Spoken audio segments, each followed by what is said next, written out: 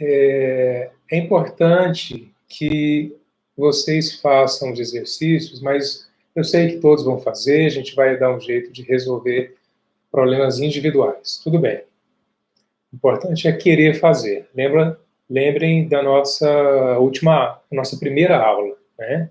O importante é insistir, é manter e não desistir, né? Vamos lá. Pensar em plano B, nem pensar, entendeu?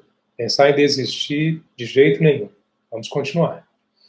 É que vocês façam a atividade individualmente, tá? Cada atividade vale nota e cada atividade é individual.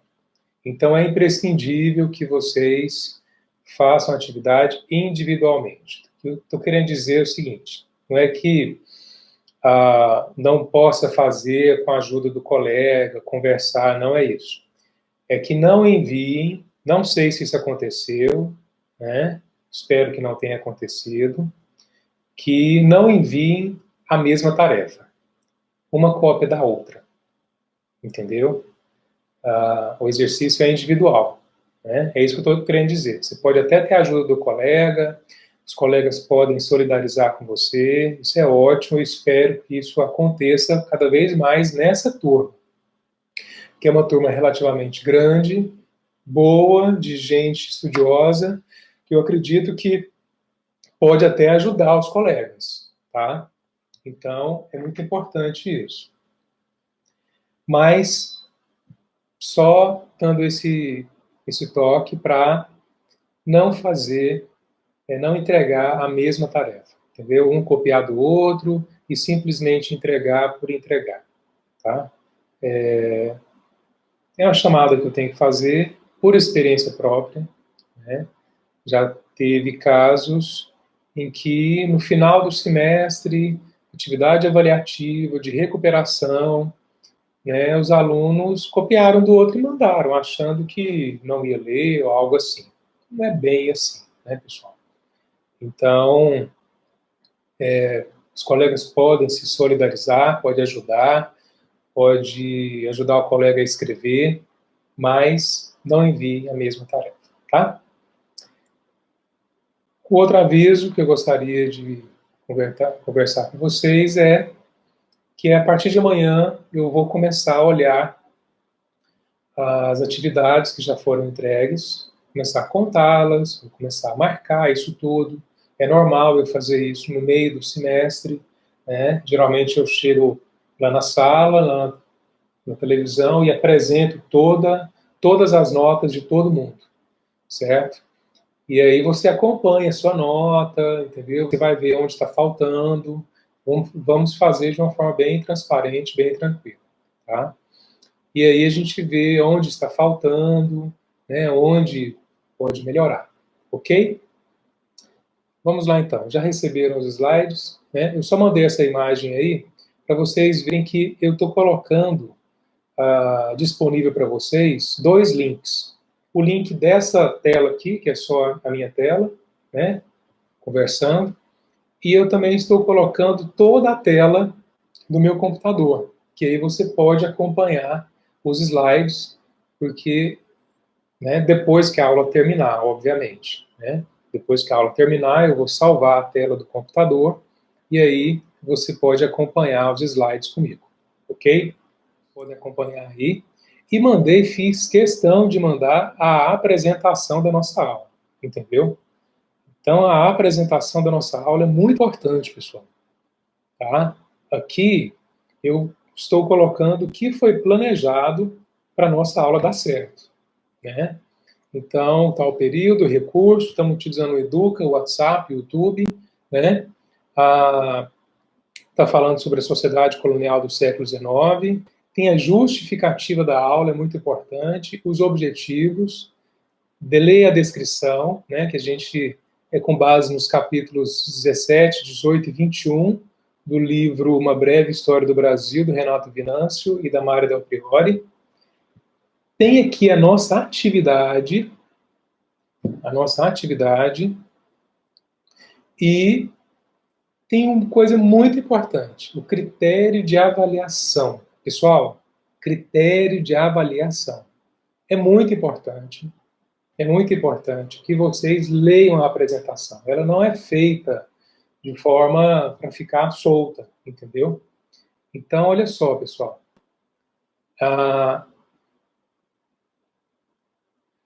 Olha só. Eu até vou colocar aqui. Estou copiando lá da apresentação e colocando no slide. A atividade dessa aula, tá? Que eu acho que é bem simples. Se você prestar bastante atenção na aula, a gente conversar bem, a gente pode até deixar alguns minutos, você pode elaborar alguma pergunta, digitar e depois mandar aqui na live, a gente pode comentar, né? Critérios de avaliação, entendeu? Critérios de avaliação. É isso que eu quero ver no seu texto. Tá? Não adianta querer escrever uma página, 2 páginas. Tudo bem, você pode até escrever, desde que você seja assertiva, entendeu? Na sua resposta. Ok? Faça isso.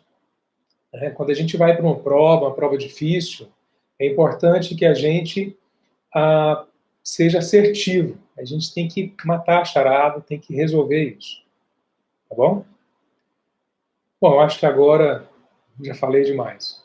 Então, esse é o nosso assunto, a capa, a gente está aí na capa do slide ainda. Vamos para os objetivos da aula, certo? Boa noite, Raíza. Pessoal, toda hora cai, hein? De 9, voltou para 12 agora na live. Vamos lá.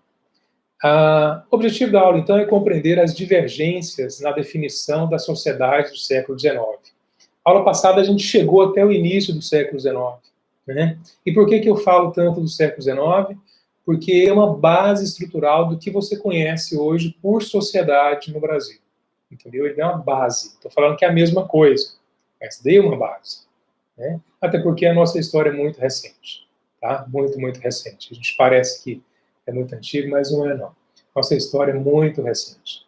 Né? Nosso processo de formação, ele ainda está em gestação. Embora o século XVIII e XIX sejam fundamentais, principalmente o XIX, é a gestação, ou seja, o processo em que as coisas vão acontecer mesmo. Ronan mandou uma pergunta aqui no WhatsApp. Ronan, lá na rota 8 da nossa aula, tem lá leitura básica. Tem lá o livro. Você pode baixar esse livro, está em PDF, entendeu? E aí você vai direto nos capítulos 17, 19 e 21. Se você tiver dificuldade, se você tiver muita dificuldade, depois eu posso até mandar individualmente para você, tá? Mas acompanhar a leitura do livro agora durante a aula, eu acho que não precisa ser. Pode tentar acompanhar os slides mesmo, tá bom? Bora lá. Compreender as divergências na definição da sociedade do século XIX, que é uma sociedade como nós somos até hoje, com muita divergência, o mundo é. Pensar o processo de formação entre a múltipla, divergente e convergente sociedade brasileira. Né? Por que é importante isso, a gente entender nossas divergências? Né? As divergências, elas não são só acusatórias. As divergências, elas são constitutivas. É normal as divergências numa sociedade. Os opostos. Qualquer sociedade, seja o modelo que você escolher. Entendeu? Então, é importante porque entender as brigas, as divergências, os conflitos, eu acho que fica muito mais tranquilo de você agir diante deles do que simplesmente querer ter somente uma atitude combativa, ter somente uma atitude de contraposição a um ponto ou outro. Né? Quando você tem uma visão mais ampliada da coisa, você está distanciando, você vê mais, né? Do que somente fechar. E aí você tem uma visão mais crítica, mais completa da situação. Vamos só relembrar da aula passada, no próximo slide aí. Relembrando, o Brasil como nação no século XIX, com a independência declarada em 22, a América Portuguesa transformada em império. Né? A independência significa a criação de uma nação e, consequentemente, a formação de um povo do Brasil. Formou, então, brasileiros e brasileiras, né? Para esse fim, foi necessário buscar referências para a sociedade, cultura, política e história. Referências. Buscar referências. Nós estamos na aula 8, tudo bem? Aula 8, tá? É a aula que está aí. Certo, Bia? Bia, você também está aqui no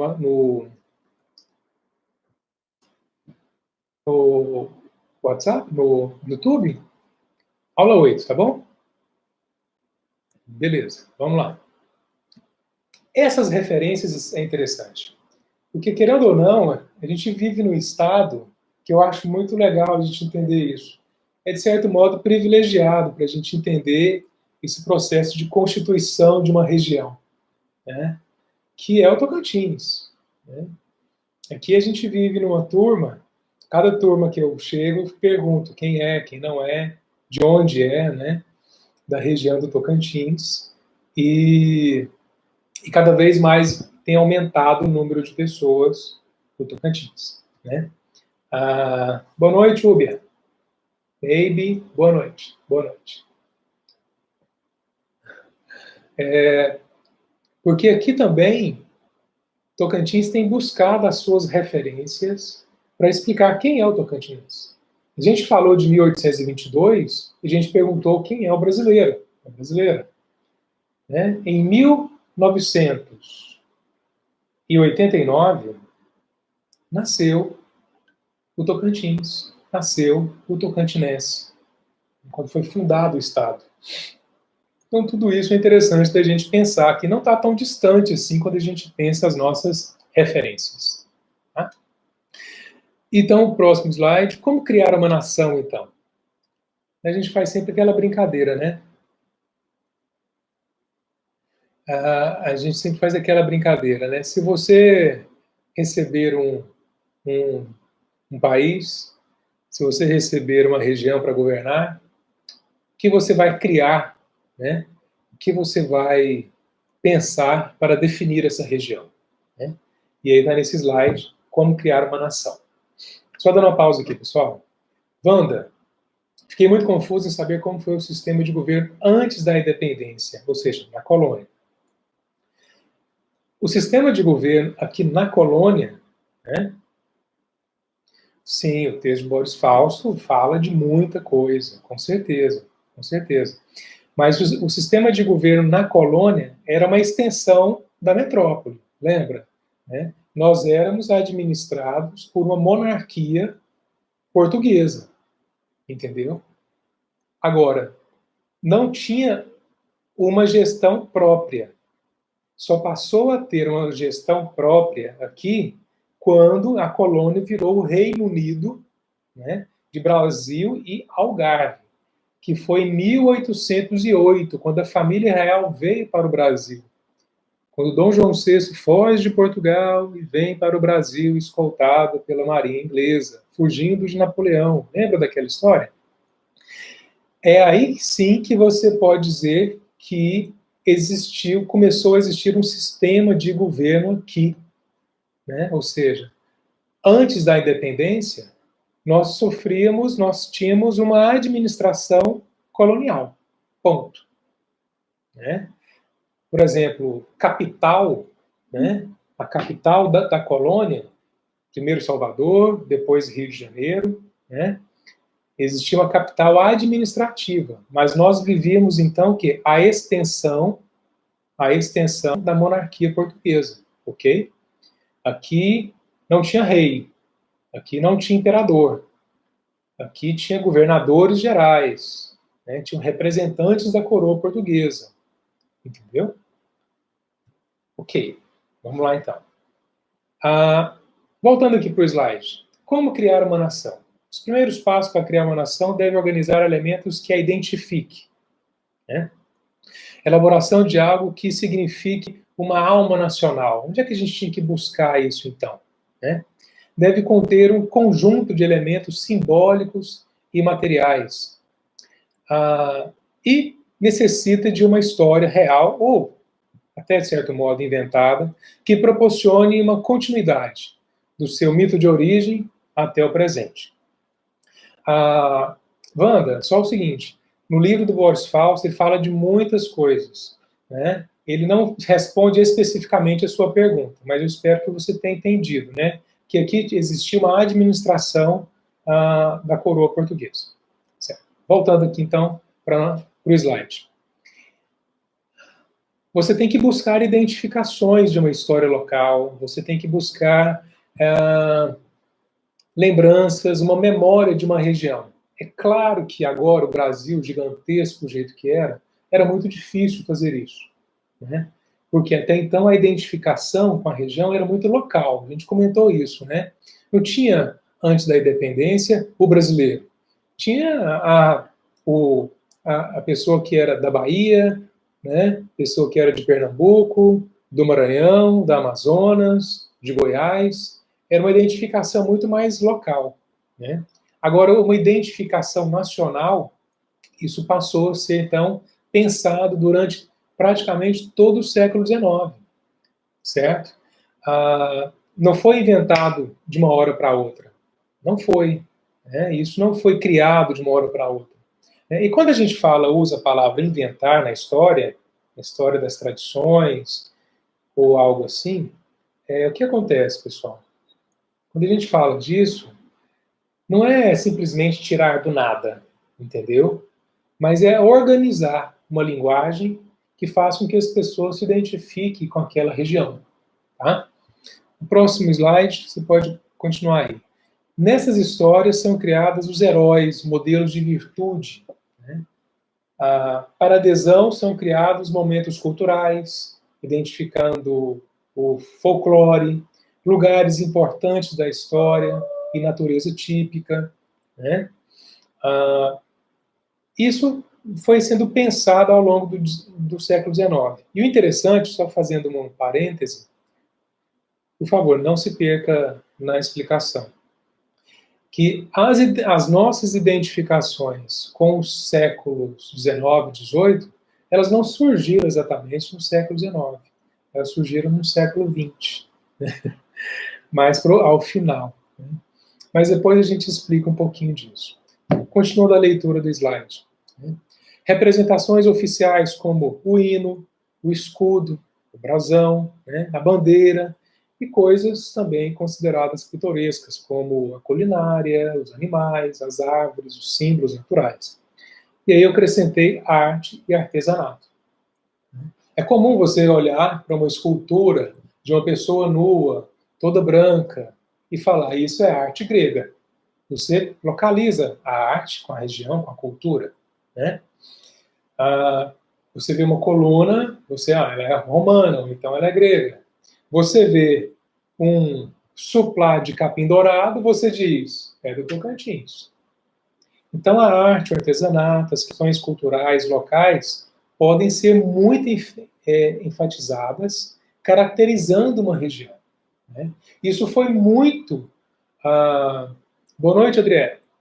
Isso foi muito comum aqui no Tocantins. Né? Os primeiros 10 anos do estado do Tocantins foi se criando, né, essas marcas culturais, identificando, né, por exemplo, a partir do momento em que foi criado o Estado, e ele foi tomando uma identificação nos anos 90 e virada para os anos 2000, né, a partir de então, os indígenas que estavam aqui no Tocantins passaram a ser os indígenas de Tocantins. Os quilombolas que estavam aqui passaram a ser os quilombolas de Tocantins. Né? Antes eram de Goiás. E aí cria-se uma nova identificação para eles. Assim como as pessoas que estavam aqui passaram a ser os tocantinenses. E aí vai buscar essa história do norte goiano, vai se buscar a história dos indígenas da região, vai se buscar e criar essa história do artesanato do capim dourado com as comunidades quilombolas. Entendeu? E aí vai buscando essa identificação, é uma construção que envolve cultura, história, negócios, mercado, identidade, de uma forma que vai identificar a região a partir de um valor cultural, histórico, né, que seja, de certo modo, valorizado mesmo, né, e aí criar uma boa identificação, certo?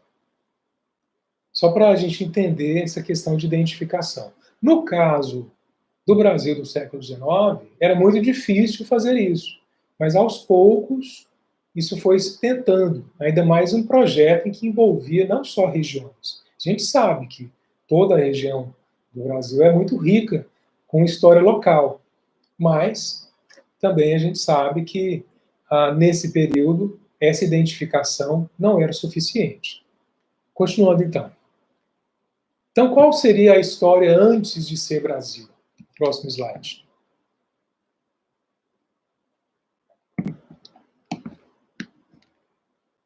O que o Império quis fazer, então, é buscar uma história, ou seja, já que foi criado, então, esse país, vamos identificá-lo, né? Mas onde a gente pode buscar? A historiografia não é mais aquela de 1500, 1502, 1532. Agora nós estamos em 1830, 1840. Nós estamos séculos depois. A gente não pode falar mais que os indígenas é a questão do Éden que existia aqui. E isso aconteceu no século XVI. Mas agora, no século XIX, não é mais assim. Então, como é que a gente começou a pensar isso? Como o Império começou a pensar isso? Eu falo Império porque pós a independência, né, se tornou o Império do Brasil. Né? Com a independência, né, criação da nação, tem início a busca por referências e vestígios de uma história originária, um paralelo às antigas civilizações. E aí a palavra civilização, ela tem uma conotação muito forte, ainda mais quando se trata de Europa. Como a produção intelectual, a produção científica vinha de lá, a história, então, ela, enquanto instrumento de construção, né, de uma identificação, ela passa a ter uma importância muito forte. Né? Não é por acaso que foi criado, então, o Instituto Histórico e Geográfico Brasileiro, o IHGB. Né? E lá estavam quem? Os pesquisadores, lá estavam os intelectuais, né? Formado por doutores intelectuais, apoiados pelo governo imperial, em 1839. Né? O que eles faziam, então? Buscavam vestígios arqueológicos em escritas rupestres, na Pedra da Gávea, por exemplo, né? Que acreditava ser de antigos fenícios. Então, o que acontece? Acontece uma corrida por uma construção de uma história de nobreza, por uma construção de uma história de valor. Ou seja, quais são as grandes civilizações? Quem são os povos originários? Né? Existia muito isso, muita força ainda. Os povos originários de valor, conhecido pelo europeu, conhecido pelo homem do Ocidente. Né? E aí, buscava-se origens egípcias, fenícias, orientais, dos povos originários aqui do Brasil. Se tentava buscar isso. Obviamente, traz anotações, nada disso foi confirmado, porque eles tinham a gente está falando de uma época do Império Inglês, do Império Francês, né? A gente está falando de um início de um imperialismo na África, por exemplo, né, em algumas regiões do norte da África, em que já se descobriam, né, as pirâmides egípcias, já se estudava, a arqueologia já estava, de certo modo, se desenvolvendo. Né? Próximo slide, então. Os intelectuais e pesquisadores no Brasil. Então, na Bahia, no século XVII, por exemplo, são organizadas incursões pela busca de ruínas de uma tal cidade antiga, perdida, que nunca foi encontrada, por exemplo. Né? Já se tentaram comprovar muito que a cidade do ouro ficava na região amazônica. Nossa, aqui.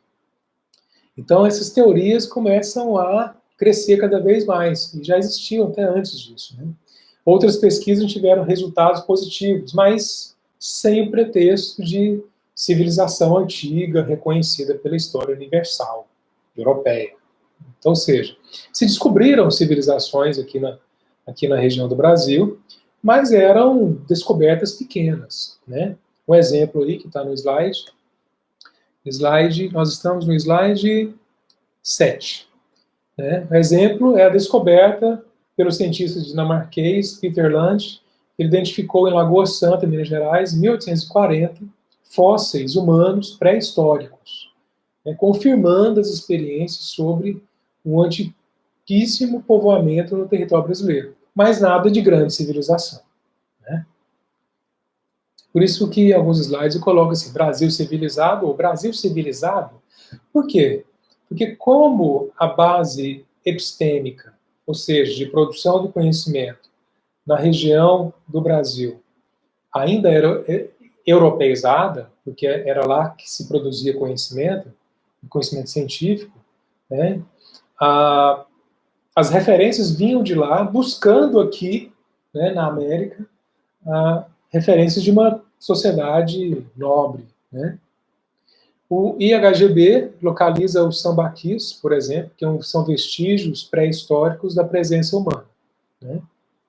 E aí tem, né, um trecho do livro aí.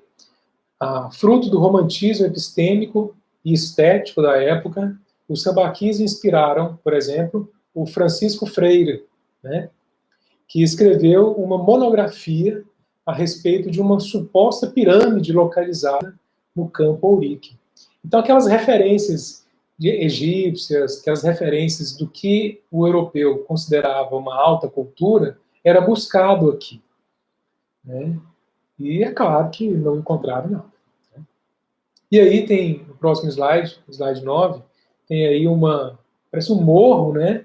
Que são vestígios, né, de populações que existiam aqui numa pré-história, em que eles iam juntando, né, restos do que eles comiam, né, restos de conchas, principalmente, que, né, viviam de mariscos, e outras coisas mais também, de uma pré-história brasileira. Né. Aí tem até uma placa no próximo slide, um slide está tampado aqui o número, mas quer dizer, Sambaqui é um antigo local de moradia de comunidades pré-históricas que ocuparam o litoral brasileiro há milênios. Né? Aí tem uma plaquinha, pelo menos vira ponto turístico. Né? É importante a relação entre história e turismo. É importantíssima a relação entre história e turismo. É fundamental. Né? Se você quer valorizar a história, se você quer, você tem que expô-la. Você tem que mostrar ela. Uma das coisas que mais geram dinheiro no mundo, gente, legalmente, é turismo. Você vê uma cidade como Paris e Londres, cidades turísticas, né, que tem pontos turísticos famosíssimos. Né, e eles têm que preservar aquilo, porque aquilo gera uma riqueza enorme para esses países, para essas cidades. Né? Então, o turismo e a história é fundamental. Não é mercantilizar a história, não, é difundir a cultura, entendeu? Porque lá vai pessoas do mundo inteiro subir na Torre Eiffel, né, entrar no Louvre e vários outros museus, né, de Paris. Não sei se você sabe, mas existe um ingresso específico, um site específico para você subir a Torre Eiffel. Né? E só na Torre Eiffel sobe o mesmo número ou mais do que turistas em todo o Brasil, estrangeiros em todo o Brasil. Imagina um ponto turístico de uma cidade, vai mais turista do que um país inteiro. Então, assim, turismo é muito importante. Né? Nós que vivemos no Tocantins sabemos disso. E aí, em alguns slides mostram alguns desenhos rupestres, né, algumas conchas, né, que é a base do sambaqui, outros desenhos rupestres, tem um mapa do Brasil aqui, mostrando alguns pontinhos vermelhos sobre onde está, né, a maioria dos sambaquis no Brasil, né, todas as regiões litorâneas. Ok. E aí tem um comentário, né? A cada ossinho encontrado em cavernas, a cada desenho rupestre identificado, a cada novo rumor de cidade perdida nas selvas, cresciam as expectativas a respeito das descobertas de altas civilizações indígenas que teriam existido no território brasileiro. Isso é interessante porque mostra que houve uma dificuldade para se olhar para a população que estava ali na frente deles, né? É interessante isso. E boa noite, Kátia. Boa noite. Pessoal, tá entre 12 e 11. Bem com vocês aí, né? Tá conseguindo acompanhar os slides? Estou andando um pouquinho mais rápido, porque eu sei que é muito, só para você também não perder o raciocínio. Vamos lá. Quem assistiu aquele vídeo do George Colley, né, ele fala, né, que se não fosse a missão artística francesa, se não fosse Jean-Baptiste Debré, né, pouquíssimas informações teríamos sobre a sociedade no século XIX, que ele pintava, fazia as gravuras, né? Então, a dificuldade, por que isso acontecia? Existia essa dificuldade? Porque ainda não existiam os intelectuais do Brasil, no Brasil, para pensar o Brasil. Isso só foi ser mais forte, pessoal, no final do século XIX. Isso só foi se destacar, criar grandes obras, né, ou seja, escritas por brasileiros, no início do século XX. Pois é, no início do século XX. Então, para você ver que não era possível resolver esse problema de divergências e convergências dessa multiplicidade de forma fácil, de forma com soluções simples. Não dá. Tanto é que tentaram fazer isso, não deu muito certo. Eu acho que fizeram um estrago que até hoje a gente tem problema por isso. Daqui a pouco a gente chega lá. No próximo slide, então, Francisco Adolfo van Huygen, né, considerado o fundador da historiografia brasileira, comparou o vocabulário indígena, tupi-guarani, com o de antigas civilizações da origem euroasiática.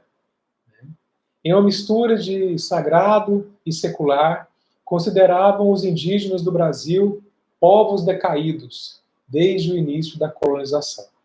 Chegaram a considerá-los descendentes de civilizações mediterrâneas, como egípcios ou fenícios, que tinham regredido ao estado de selvageria. Então, alguns pensaram assim, bom, então se esses são os povos originários, são os indígenas, e a gente percebe que eles não são parecidos com aqueles que nós achamos que eles parecem, então eles são atrasados mesmo. Eles regrediram, né? Comparando, ou seja, as referências que eles tinham de civilização avançada, comparando e tomando isso como referência, como ponto fundamental para explicar aqueles que estavam aqui. Claro que não ia dar certo. É claro que é uma comparação injusta. Né? Tem suas diferenças, tem suas características. Né? Então, né? E aí nessa aula eu acho interessante a gente pegar algumas referências não só da história, mas aí eu gosto de trazer da literatura, que eu acredito que a literatura é um dos pontos primeiros que mostram uma característica na sociedade. Eu acho até mais rápida do que a pintura. Né? E aí, no próximo slide está assim, referências da literatura para a fundação da nação. Estamos aí no slide 19. Vamos para o 20º. E aí tem um desenho. Tá vendo esse cara aí? Cabelo comprido? Estão vendo, pessoal? Tá escrito aí em cima, né? O Guarani. Certo? O Guarani, eu sei que todo mundo já leu a obra na escola, né?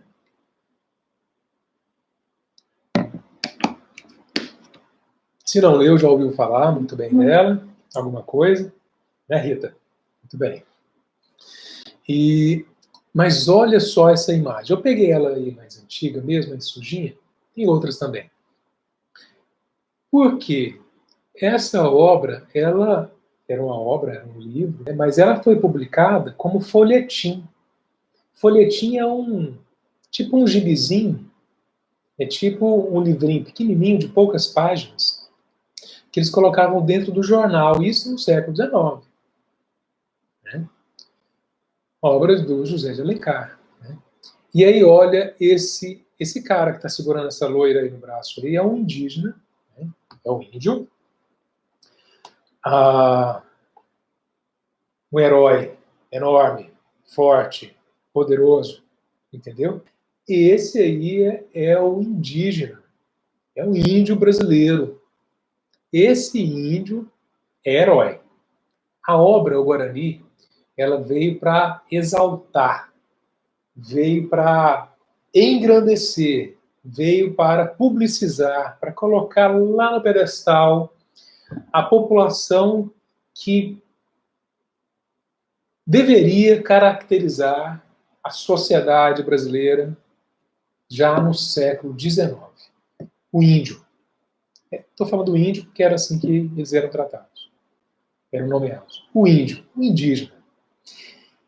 E o Guarani era uma obra do romantismo. E quando você está romântico, você sabe como é a vida, né? Fala mais, você valoriza mais, né?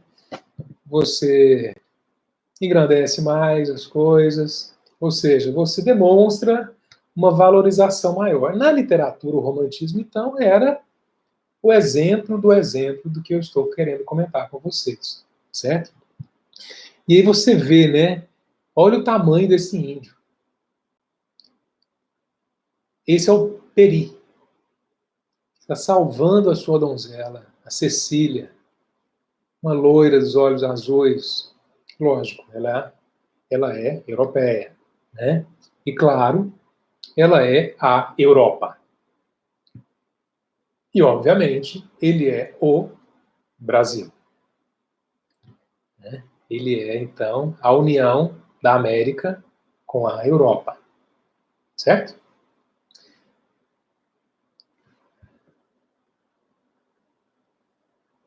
E aí, eles estão numa guerra, né, em que o Peri está segurando Cecília, ou para os mais íntimos, né, para o Peri, a Ceci, salvando ela de uma guerra, salvando ela de um conflito enorme. Vamos para o próximo slide. Aí tem algumas capas do livro, né, Guarani. E o interessante é que isso foi criado, de certo modo, identificou muito o que seria o nascimento da sociedade brasileira. Né?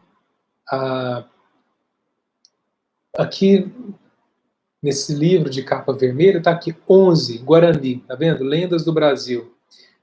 Por que está 11? Porque eles dividiam os capítulos em folhetins para as pessoas irem acompanhando. Ou seja, foi interessante isso. Então, em pleno século XIX, apesar de ser uma obra romântica, um livro que pouquíssimas pessoas liam, né, aqueles que liam pelo menos o jornal, que eram pouquíssimas pessoas também, como hoje também é, naquela época mais ainda, tinham acesso a isso. Então foi uma obra bem divulgada do José de Alencar. Né? E aí você vê a Angélica, aí nessa foto, ou seja, isso até há pouco tempo, como é uma obra considerada um clássico da literatura brasileira, né? Embora seja brasileira, escrita numa época em que já existia o Brasil, as referências dela, a busca pela referência, a gente vê que é toda europeia. Não só a Cecília, que é a loira dos olhos azuis, mas o próprio Peri. Né? O Peri, do slide acima aí, que está segurando a Cecília nos braços, né? Ele é quem? Ele é o herói. Mas ele é o herói com referências e com uma imagem de um cavaleiro europeu. Entendeu? E aí, seguindo aí, Brasil romântico, né, barra civilizado, é a busca de trazer um conceito de civilização, de empregar um conceito de civilização numa sociedade que não tinha as referências do que dava sentido ao o que era ser civilizado, que era o Brasil. Então, o florescimento do romantismo caracterizava-se pelo ecletismo filosófico, propondo criar um meio termo entre ciência, religião, com a literatura e a poesia. Olha as referências aí que constituía, né, a sociedade, que explicava a sociedade. O romantismo também fazia oposição à ideia de que a sociedade tinha a mesma origem. E aí foi interessante. Por quê? Porque a partir de então percebeu-se que o brasileiro não era o europeu. O brasileiro não era o indígena. E que o brasileiro não era a miscigenação dos africanos com os outros aqui. Ele era algo diferente, ele era algo novo. Não é por acaso que está aí. Alguns jovens, né, algumas sociedades jovens, eram chamadas de o mundo novo. Aquela época, desde a época das descobertas, o mundo novo, né, esse novo mundo que está sendo construído, descoberto, construído, assim por diante, que é o discurso do colonizador, o novo ele é visto como imaturo, como aquele que deve ser educado, aquele que deve ter um tutor. Por isso, tantas colônias também. Há um conceito, né, filosófico por trás disso. Então, ele deve ser educado. Não é à toa que os indígenas passaram pela catequese aqui. Né? Chegou uma época em que Portugal percebeu que o indígena não seria predominantemente escravizado, mas que quem será essa pessoa, então? Ele vai ter que ser o civilizado. Né? Se ele vai ser civilizado, ele tem que parecer conosco. Entendeu? E aí, passaram por esse processo todo de colonização cultural, estética, assim por diante. Né? Continuando. Né? No próximo slide, estamos no slide 23. Peri é o herói medieval das novelas de cavalaria. Retrata o mito do bom selvagem de Rousseau. Está vendo a base filosófica? O nobre índio herói zela por sua donzela, a quem jurou amar e defender acima de tudo. E aí tem uma citação no próximo slide da obra, né, o Guarani. Peri tomou a canoa nos seus braços como se fora um berço mimoso, e deitou-a sobre a relva que cobria a margem do rio. Depois sentou-se ao seu lado e, com os olhos fitos em Cecília, esperou que ela saísse desse sono prolongado que começava a inquietá-lo. Está vendo que é ser romântico? José de Alencar, 1857. Pessoal, a década de 50 do século XIX foi marcante. A partir de então, o Brasil passou por mutações cada vez maiores. É muito bom, seria muito bom se vocês lessem o capítulo do livro Indiado que fala sobre as mutações. É muito bom. Não é tão grande, viu, esses capítulos que eu passei para vocês. E seria muito bom se você aproveitasse essa leitura. Né? Aqui no próximo slide está aí o Peri carregando, né, a Cecília, e sempre tratado de uma forma super-homem, né, heróica. Bota herói nisso.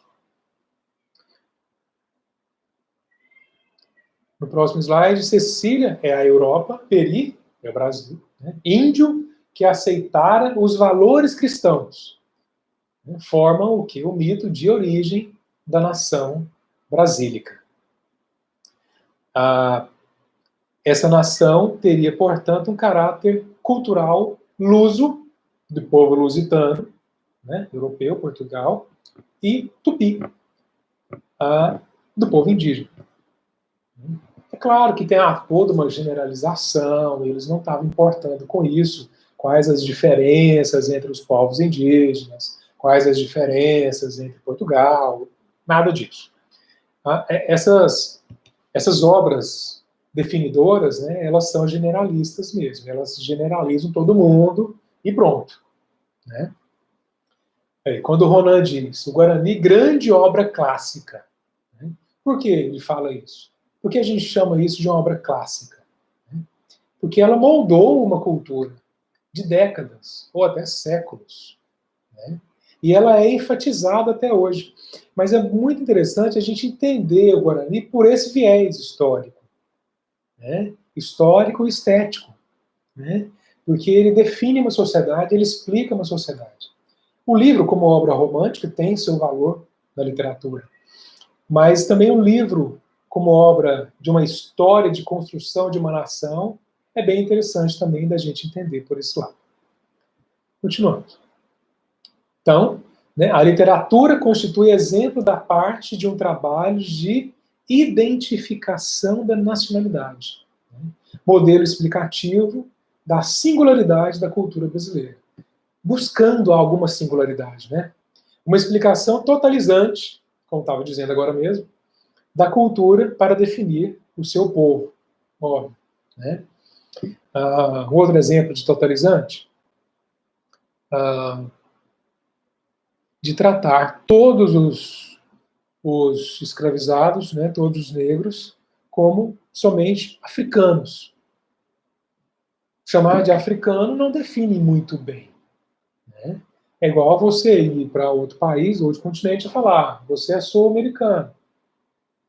Não define muito bem, né? É meio generalizador, né, de certo modo. Então, esses modelos explicativos sempre têm essa característica mesmo. Né? Eles têm que sintetizar, né? E aí, lógico, não cabe dentro deles toda a diferença, né? Toda a diversidade, e assim por diante. Né? A nação brasileira aparece depois, na obra, né, o Guarani, eu lembro de ler esse trecho, ler essa parte. A nação brasileira aparece depois de um dilúvio. E aí você vê a influência do cristianismo, né, e o catolicismo, que era também a religião oficial do Estado. Né? A nação brasileira aparece depois de um dilúvio, em cuja descrição se juntam os mitos de duas civilizações, né, constitutiva do nosso povo. Né? O de Noé, né, que seria o povo cristão europeu, e o de Tamandaré. Tamandaré é como se fosse o Noé indígena. Então, assim como tem a passagem bíblica do dilúvio, né, de reconstituição do mundo, o Brasil, então, ele é constituído depois de um dilúvio também. Né? Nesse momento que o Peri pega a Cecília e a leva para um lugar mais calmo. Próximo slide, estamos no 29º, slide 29. O mito de origem do nosso país opera com a união de natureza com a cultura. Ou seja, dos valores americanos, natureza, com a cultura, Europa. O Brasil seria a síntese do velho e do novo mundo. Os elementos lusitanos permanecem, embora modificados por valores da natureza americana. E aí você percebe que tudo que a gente está comentando aqui são valores do século XIX, tá, gente? Não estou falando que isso é o correto para hoje, não. A gente está entendendo o século XIX. Você vê que nos últimos slides, nos últimos minutos, eu só falei da população europeia e indígena. Porque estes foram os dois eixos que eram tomados como identificação dessa nação. Por que será, então? Eu sei que vocês sabem que no século XIX foi o período em que mais houve o tráfico negreiro. Foi a época em que vieram milhares e milhares e milhares, milhões de pessoas, em torno de 37 mil, 40 mil por ano, né, durante o século XIX. Né? E a população escravizada? Porque até então aqui ela não entrou. Porque até então, décadas de 30, 40, 50, não se contavam, né, a população, a grande população escravizada, ou ex-escravizada, ou já liberta, né, da população negra no Brasil, como constituição da nação. Por quê? Porque eles eram considerados estrangeiros, né? Eles não eram considerados brasileiros, né? Então, não se contava, apesar de saber o número que se tinha na época, né? O número, lógico, a gente sabe que pode ter alguns erros, se bem que isso é muito bem estudado. Dando um parêntese aqui, pessoal, eu coloquei o link da aula lá no Educa, coloquei como complementar, não sei se vocês perceberam. Ele está complementar por quê? Porque quem quer estudar um pouquinho mais a formação da sociedade, lá fala sobre o censo no Brasil.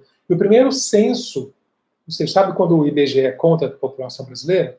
O primeiro censo no Brasil foi em 1872, que aí começou a considerar uma outra parte da população, né? Os mestiços, depois os pardos, essa variação vinha e voltava toda hora, né? Como parte da população brasileira, tá? Então, o que eu estou falando aqui é até 1850, 1860, tá bom? E quem estava escrevendo isso tinha como referências intelectuais e científicas europeias, eles iam considerar quem eles queriam. E aí eles queriam considerar os europeus e os indígenas, excluindo a grande parte da população brasileira, que era também a população dos estrangeiros também trazidos para o Brasil, né, dos africanos, e de suas determinadas regiões, Angola, Moçambique, principalmente, Angola, né, do reino de Angola. Olha só, próximo slide, estamos no slide, pequenininho aqui para mim, 30.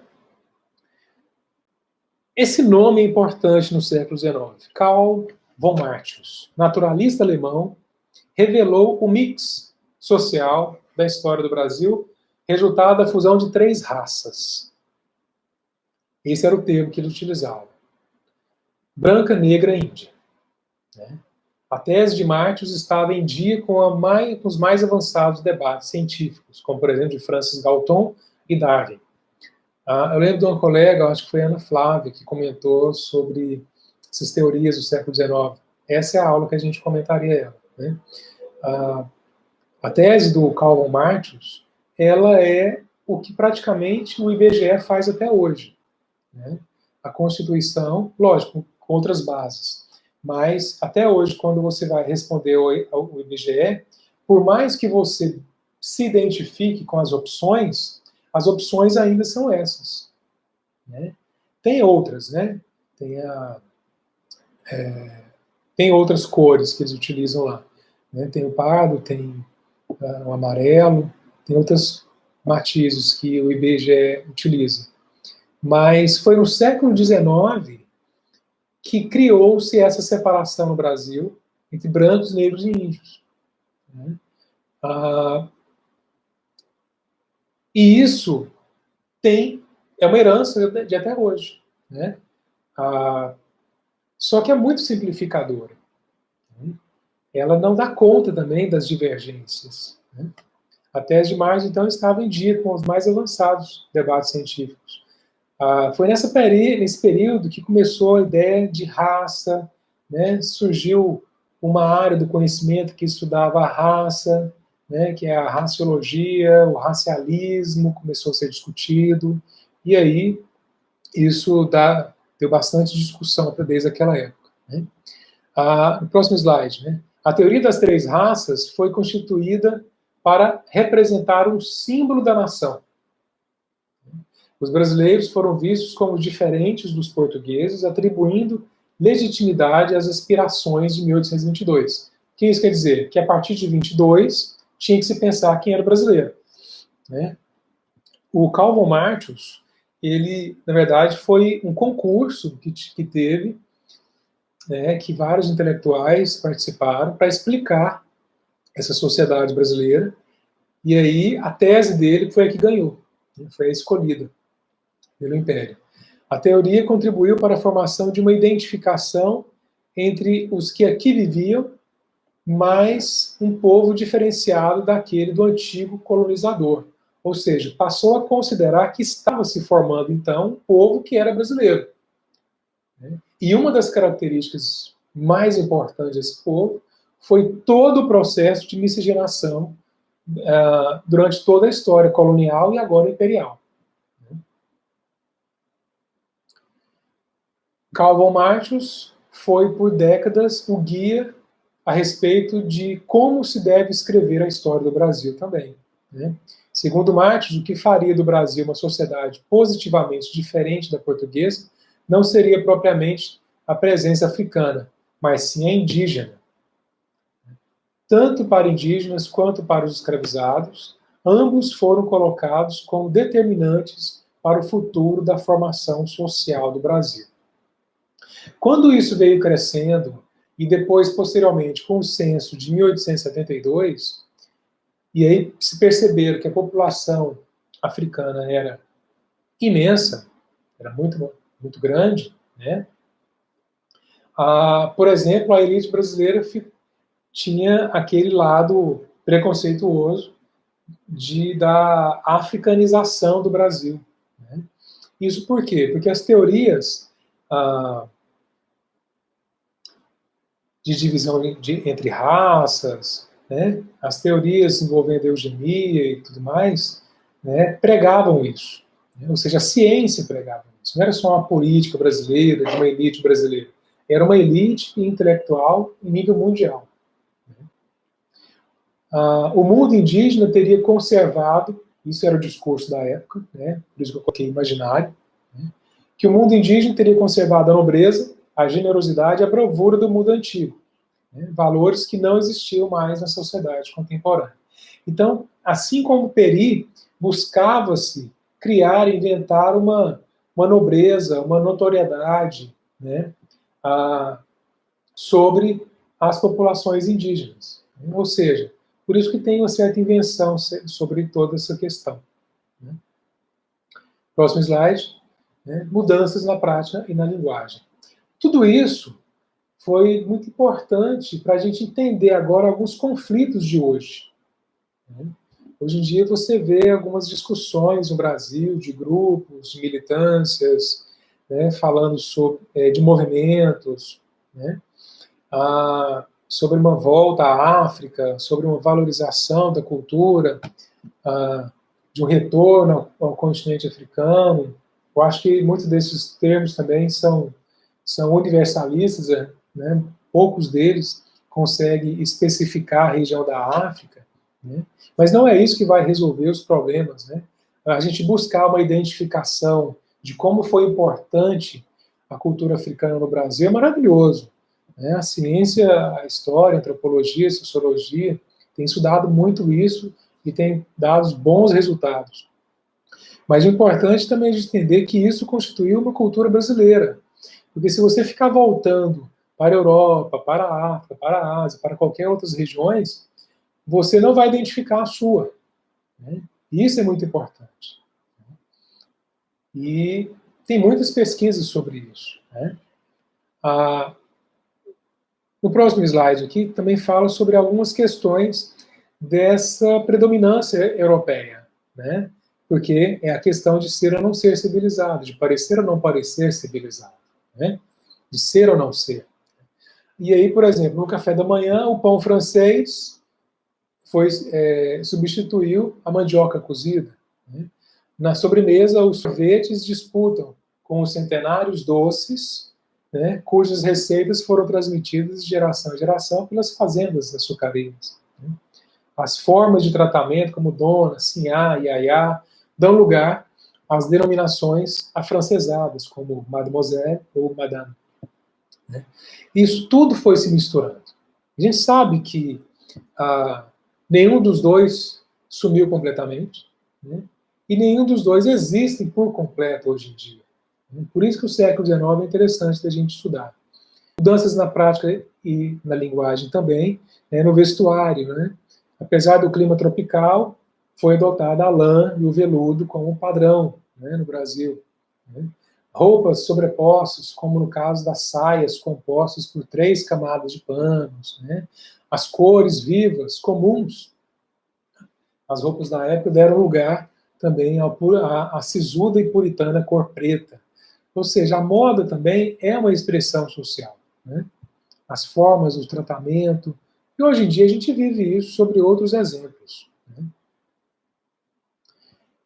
O próximo slide, e aí diz, né, para os intelectuais estava a função de criar meios pedagógicos, misturando arqueologia com poesia, linguística com romance de folhetim, pintura com ópera, ou seja, eram as explicações de como se tornou brasileiro, né? Essa aula, gente, ela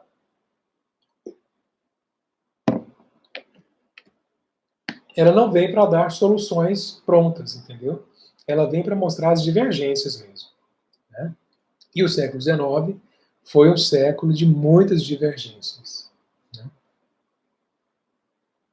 E aí, dentre essas divergências, estão as suas mutações no século XIX, né?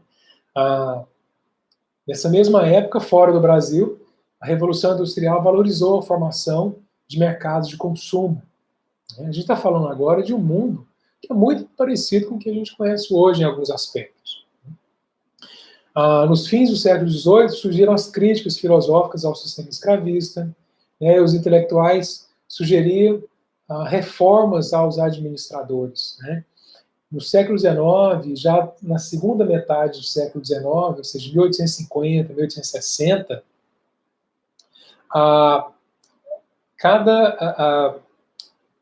o mundo foi se modificando muito, né?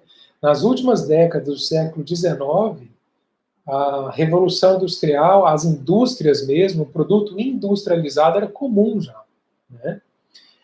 E aí, esses países que ditavam, né, essa influência, né, ditavam também contra os governos imperialistas, despóticos, controladores, assim por diante, né?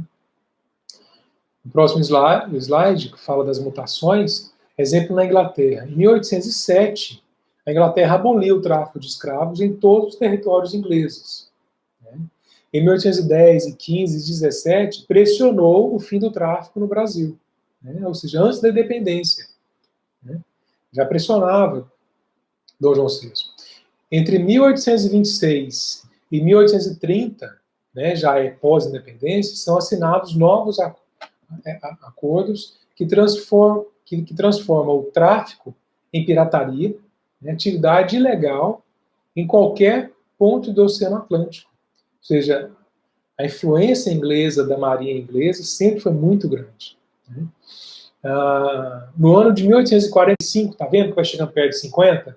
Em 45, por decisão unilateral inglesa, é aprovado o Aberdeen, né, que permitiu o ataque por parte de navios ingleses aos navios de traficantes também em portos brasileiros. Eu não sei se vocês lembram daquele vídeo que eu passei na nossa sala, em que o historiador explicava o quanto o comércio, o tráfico negreiro era forte no Rio de Janeiro, né? Era tão forte que era o mercado do sul, né?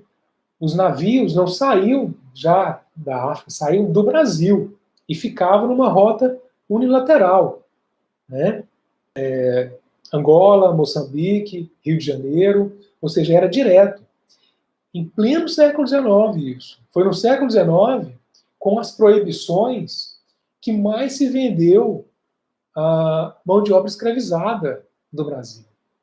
Ou seja, mesmo depois da independência, por mais que Dom Pedro II depois se demonstrava contra a mão de obra escrava, a gente tinha uma elite fazendeira, produtora de produtos agrícolas de séculos, muito anterior a ele mesmo. Entendeu? E isso era fortíssimo na época, né?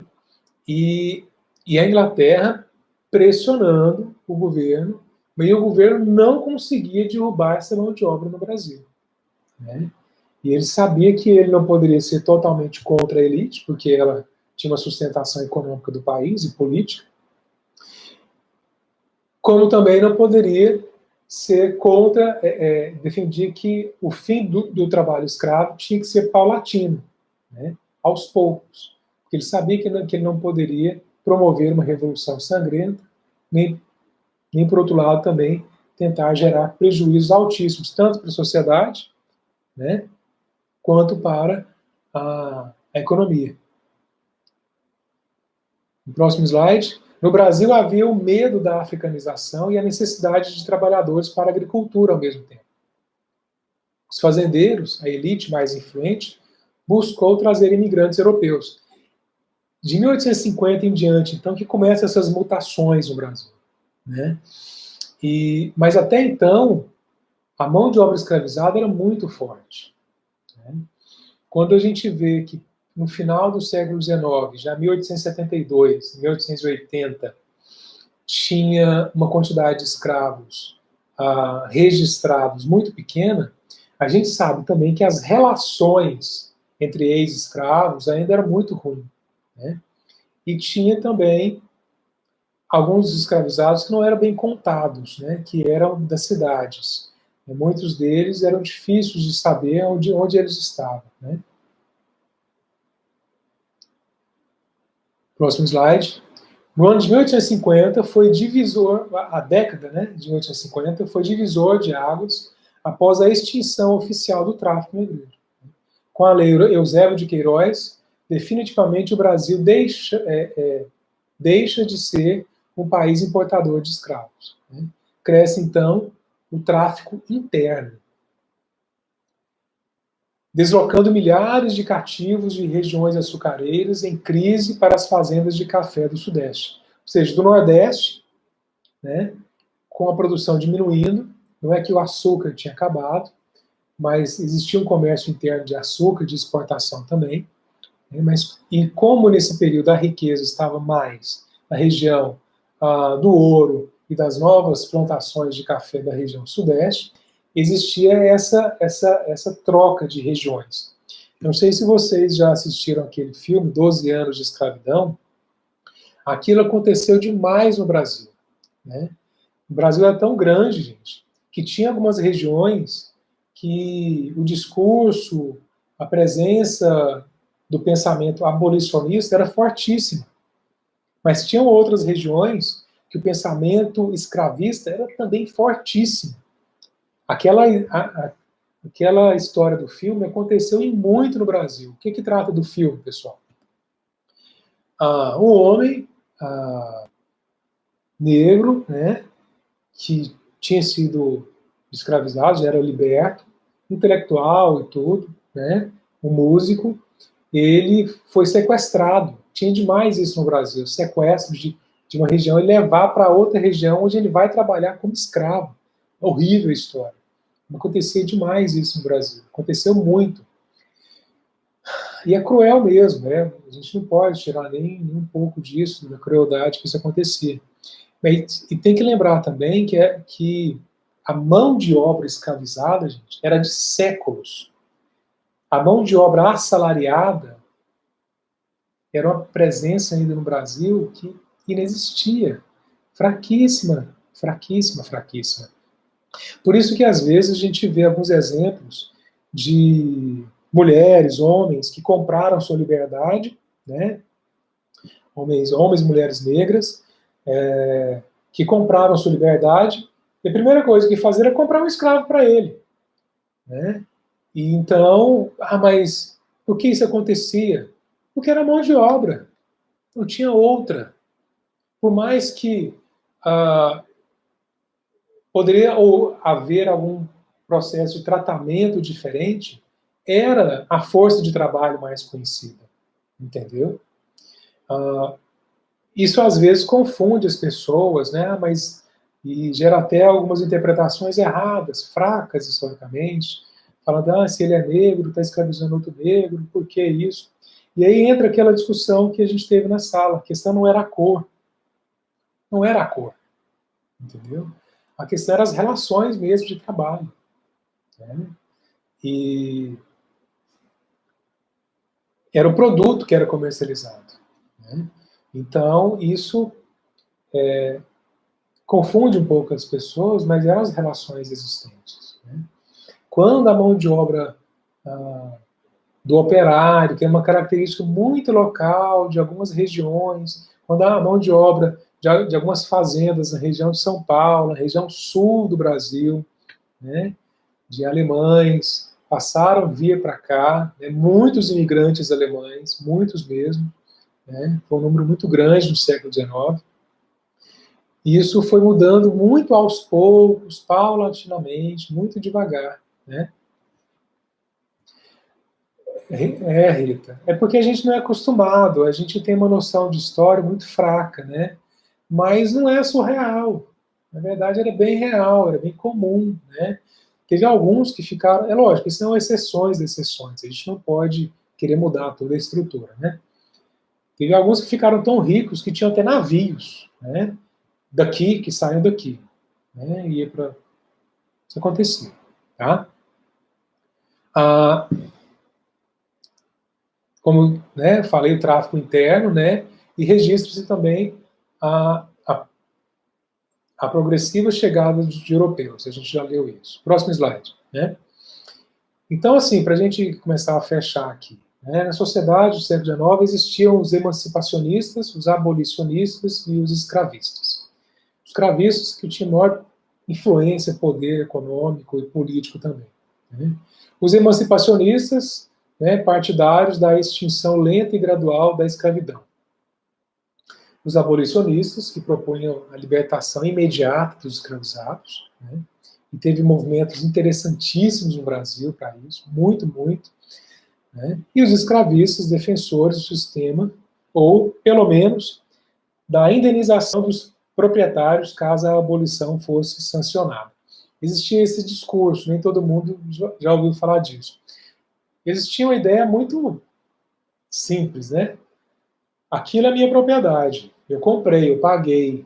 Então, se for tirar de mim, se o Estado for tirar de mim, eu quero ser indenizado. Assim como você tem uma fazenda e vai passar uma estrada no meio dela, aquilo vai ser tomado pelo Estado, você quer receber por aquilo, como propriedade privada. Né? Dom Pedro II, ele era considerado um emancipacionista, né? Ele, todos aqueles que trabalhavam para o Estado, para o Império, nenhum não tinha mais escravizados com ele, né? Não tinha mais a mão de obra escrava, né? Trabalhando para o governo brasileiro. Mas a influência foi muito, muito forte, né? Dos escravistas. Eles seguraram muito isso. Próximo slide, gente, só tem um resumo aqui, né, entre emancipacionistas, abolicionistas, escravistas, né? Mas você vê que paulatinamente, no século XIX, e assim, por mais que a gente acuse Dom Pedro II de não fazer isso de uma vez, né, a gente está falando de uma estrutura de séculos, séculos, séculos. Desde 1532, o trabalho escravo, escravizado, existia nessa colônia e continuou no Brasil. Mas a gente pode perceber que em pouco menos de 100 anos, é muito tempo, né? Poderia ser menos. Algumas décadas, né, isso foi sendo alterado. E tem um resumo aí nesse slide. Né? A primeira etapa do processo foi tomada em 1850, com a extinção do tráfico de escravos no Brasil. Isso não quer dizer que parou. Na verdade, aumentou. Né? Proibido, mas aumentou. Né? 21 anos mais tarde, em 1871, foi promulgada a Lei do Ventre Livre, né? Essa lei tornava livre todos os filhos de escravos, mas a gente sabia que isso não mudava muita coisa, porque a criança ficava ali na fazenda, tinha aquelas relações com a sua mãe, né? Quando se tinha alguma família. Então, a condição continuava, né? Em 1885 foi promulgada a Lei do Saraiva-Cortegipe, chamada também de Lei do Sexagenário, que defendia os negros, que libertava com mais de 60 anos. A gente sabe que isso é uma minoria. Isso acontecia muito com alguns escravizados de algumas regiões, porque a gente tem muito na nossa lembrança, o uso das fazendas, que tinha um trabalho mais pesado, né? Não querendo diminuir, né, a condição, mas outros chegavam a essa idade, né? Principalmente aqueles que migravam para a cidade, que eles tinham outras relações mais com a casa, menos com a lavoura, né? E aí, em 13 de maio de 88, através da Lei Áurea, né, assinada pela Princesa Isabel, filha de Dom Pedro II, que a liberdade total e definitiva finalmente foi alcançada. Essa história, gente, é muito interessante, da abolição, dos projetos abolicionistas, isso é muito interessante também. A gente não tem tempo para isso, infelizmente, né? Teria que ter uma, duas aulas para isso. Né? O século XIX foi um século de muitas divergências e convergências, como eu estou falando, né? Grupos que se divergiam, grupos que se convergeram, né? Que se uniram. E seria interessante se a gente aprofundasse um pouquinho mais nisso, né? Quem quiser, depois eu posso passar algumas fontes de pesquisa, né? No próximo slide, né, o impacto da abolição foi devastador na relação entre o governo imperial e uma legião de proprietários rurais, né? Pois na época em que foi sancionada, a indenização era impossível. Há algumas pesquisas que demonstram que o processo de abolição, como tinha registrado como propriedade, né, aqueles documentos que, por exemplo, fulano comprou o ciclano e tal, e estava registrado isso, muitos de queimar, de rasgar, né, esses registros para que o fazendeiro não cobrasse do governo depois. Porque, por mais que a quantidade de escravizados registrados é considerada, em termos de número, pequena para a época, em 1888, o governo, todo o governo brasileiro, não tinha dinheiro para pagar essa indenização. A gente está falando de uma população, pessoal, de 9 milhões e 900 mil pessoas, arredondando para 10 milhões de pessoas, mais ou menos em 1888, tá? Mais ou menos isso. E para encerrar, né, para os escravizados, a abolição representou, desculpa, para os escravistas, a abolição representou uma traição, um confisco da propriedade privada. A reação desse grupo não tardou a acontecer. É claro que Dom Pedro II, nessa hora, ele tomou a decisão contrária à grande elite escravista no Brasil, né? Um ano depois, né, o 13 de maio, essa elite escravista se juntou aos militares, né, e logo disso, depois de um ano, em 1889, é proclamada a República, ou seja, o Império Português é derrubado, né, e assume, então, um novo sistema político no Brasil, né? E a libertação dos escravos, por mais que tenha sido demorada, como alguns consideram, ela foi um tiro de misericórdia da monarquia, porque aí foi a queda dela, né? A monarquia, então, estava com seus dias contados com a proclamação da República. É isso. O século XIX é um século de mutações. Acho que a palavra certa é essa que está no livro, que vocês podem ler, né? O Ronan está fazendo alguns comentários. Isso. Essa história de libertação é muito interessante, porque tem os grupos abolicionistas que são radicais contra a monarquia, tem grupos abolicionistas que são a favor da monarquia, tem grupos que não são de abolicionistas, mas que são de ex-escravizados, que são totalmente a favor da princesa Isabel e tal. É bem divergente esse momento, sabe? A história, nossa, gente, ela não é uma história fácil, não é uma história simples, entendeu? Ela é uma história complicada, que a gente tem que sempre fazer, não só na nossa história, mas hoje e amanhã, sempre ter uma condição de fazer uma análise de conjuntura. O que é análise de conjuntura? A análise de conjuntura é você saber identificar e separar as relações, as influências, né? E a gente saber que quem fez o quê, né? Quem estava do lado, quem estava contra, quem ficava no meio de campo. Muito, muito interessante. Mas como as nossas aulas, elas mais sobrevoam essas questões, a gente não pode aprofundar tanto nelas, né? É esse o nome do filme, 12 anos de escravidão. Pessoal, chegamos ao final da nossa aula. Muito obrigado pela atenção. Ficamos numa média aí de 15, 14, 9, 10, né, pessoas. A rota está toda montada.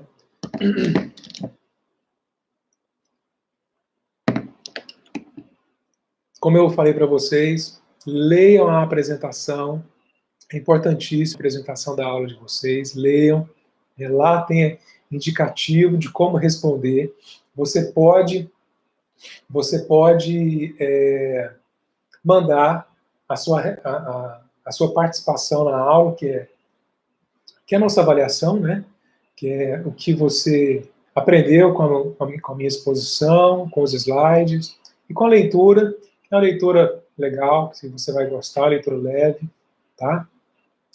E fazer o exercício. Se você não consegue entrar lá em exercícios, você pode entrar lá em tarefas e trabalhos, ok? E busquem os seus colegas, os seus amigos, tá? Quem está sem condições. Eu mandei um vídeo, se o seu colega fizer a tarefa no caderno, mandar a foto para você, por favor, coloque lá a tarefa dele, o exercício dele, lá em tarefas e trabalhos, tá bom? Porque no nome do arquivo vai estar o nome de quem fez. Né? Vai estar o seu nome que colocou a tarefa, mas também vai estar o nome dele lá no arquivo. Isso é muito importante. Tá? Tem colegas de vocês, eu não vou citar o nome agora, mas tem colegas precisando dessa ajuda, gente. Tá precisando. Tá? E amanhã, depois da manhã, eu vou começar a mostrar no nosso grupo de WhatsApp como está as atividades de quem já entregou. Tá bom? Obrigado, Luzinete. Pessoal, é isso, tá? Temos lá o fórum da aula, pode tirar sua dúvida, tá bom? Eu vou entrar no fórum, se eu atrasar, se eu demorar muito, chama a minha atenção aqui no grupo do WhatsApp, professor, entra lá no fórum da aula 6, estou precisando de ajuda. Eu vou lá e vou te ajudar, tá? Pessoal, não desista. Vamos fazer as entregas, tá bom? Vamos fazer a entrega. Eu acho que a aula não foi boa. Teve 14 participações e só tem 5 joinha. Ó, eu acho que foi ruim. Tô vendo já. Pois é. Pessoal, é isso, tá? Muito obrigado. Vou deixar a live lá com vocês e vou também deixar aqui a gravação da tela. Eu espero que tenha dado certo, tá bom? Obrigado, Ronan. Obrigado, Orival, Santana, todo mundo que participou. Uba, Isabel, Kátia, Vinícius. Vinícius, você está aí ainda? Que mais? Ronan, Ubia, Loival, Luzinete, Rita, Vinícius, Samara, todo mundo. Pessoal, muito obrigado, um abraço. Eu sei que não está fácil, mas se tiver alguma dificuldade, me procure, tá? Me procure que a gente vai resolver o seu problema, tá bom? Valeu, pessoal. Valeu, Vinícius, Ronan. Tá, depois eu vou olhar aqui o nome de vocês para... Ó, outra coisa. Tem aquele colega que não consegue entrar na live. Isso, pode colocar o presente aí que fica melhor de eu acompanhar depois. Não, tranquilo, viu, Bárbara? Eu estou aqui. Essa semana eu conversei por WhatsApp, liguei para uma colega de vocês e estamos aqui para isso, tá? Bom, acho que é isso então, tá? Muito obrigado e boa noite, bom estudo para vocês. Beijo, abraço, tchau.